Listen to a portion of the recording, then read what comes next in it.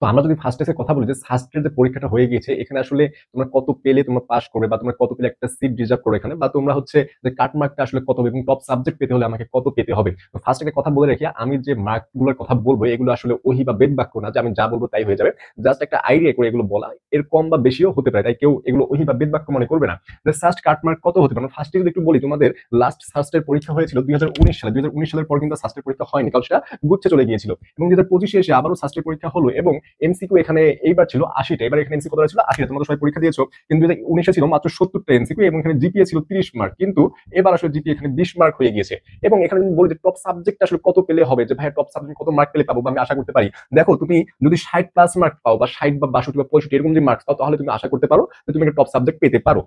অথবা যে ভাই ইঞ্জিনিয়ারিং সাবজেক্ট আসলে কত পেলে পেতে পারি, তুমি যদি 55 প্লাস, কারণ ইঞ্জিনিয়ারিং পোর্শনটা একটু হার্ড হয়, হ্যাঁ, তুমি যদি 55 প্লাস তুমি যদি পেয়ে থাকো, তাহলে তুমি ইঞ্জিনিয়ারিং সাবজেক্টটা পেতে পারো। আসলে এটা পেতে পারো, এটা কোনো নির্দিষ্ট করে বলা যাচ্ছে না। এবং চান্স মার্ক তুমি 45 প্লাস পেলে তুমি আশা রাখতে পারো যে তোমার ডাক আসতে পারে, যে তোমার ওখান থেকে সিরিয়াল একটা চলে আসতে পারে। এবং তুমি যদি এই মার্কের কম বা বেশিও পাও, আমি কিন্তু বারবার বলতেছি যে এটা আসলে কোনো রকম বেদ বাক্য না, তোমার এর বেশি হতে পারে। তোমার ধরো টপ সাবজেক্ট এবার 65 চলে যেতে পারে, অথবা তোমার ইঞ্জিনিয়ারিং সাবজেক্টের মার্ক 60 চলে যেতে পারে। হ্যাঁ, এটা কম বা বেশি হতে পারে, কারণ আমরা এবার দেখি যে সাস্টের প্রশ্ন আসলে একটু কিন্তু স্ট্যান্ডার্ড মানের হয়, আমরা আগে থেকেই জানি। এবারও তার সেম জিনিসই হয়েছে, কিন্তু আগের থেকে কাট মার্ক বেশি হবে।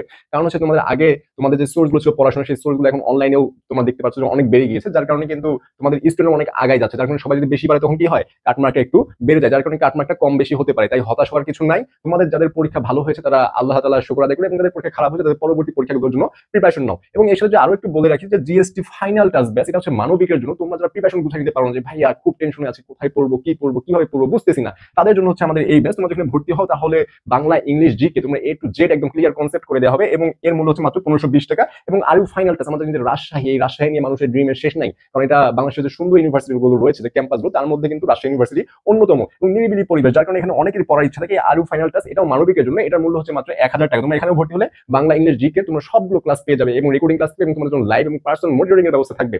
এবং তোমরা যখন ভর্তি হতে চাও, তাহলে 01720828052 এই নাম্বারে হোয়াটসঅ্যাপে নক করে ভর্তি হতে পারো। এখন অনেকের সমস্যা, ভাইয়া সায়েন্সেও তো ইংরেজি রয়েছে, আর্টসও ইংরেজি রয়েছে, এবং কমার্সও ইংরেজি রয়েছে, আমি জাস্ট ইংরেজিটা পড়তে চাই। তাদের জন্য হচ্ছে যে জিএসটি ইংলিশ হান্টার, এটা এই ব্যাচে তুমি যদি ভর্তি হও জিএসটি ইংলিশ হান্ড্রেড, তাহলে জাস্ট তুমি ইংরেজি ক্লাসগুলো পেয়ে যাবে। এই ইংরেজি ক্লাসগুলো করলে তোমার এ টু জেড একদম সমস্ত ভার্সিটির জন্য প্রিপারেশন হয়ে যাবে। এর মূল্য হচ্ছে মাত্র 500 টাকা। তোমরা যখন ভর্তি হও, তাহলে ইংরেজি একটা গুছানো প্রিপারেশন হয়ে যাবে। তাই যাদের সাস্টের পরীক্ষা খারাপ হয়েছে, এবং গতকাল যেমন জগন্নাথের পরীক্ষা শেষ হয়ে গেল এবং চট্টগ্রামের পরীক্ষা হয়ে গেছে, তাই এই সব মিলে আসলে মাথায় টেনশন নেওয়ার কিছু নাই। সামনে আরো অনেক ভার্সিটি আছে, জাস্ট নিজের পড়াশোনা করে যাও, নিজের প্রতি বিশ্বাস রাখো, এবং মা বাবার স্বপ্নটা পূরণে চেষ্টা করো। ইনশাল্লাহ তুমি পারবে, তুমি যদি চেষ্টা করো অবশ্যই তুমি পারবে। তুমি নিজের চেষ্টা চালিয়ে যাও এবং পড়াশোনাটা ভাইয়া ঠিক মতো করো, তাহলে ইনশাল্লাহ ভালো কিছু আশা করা যায়।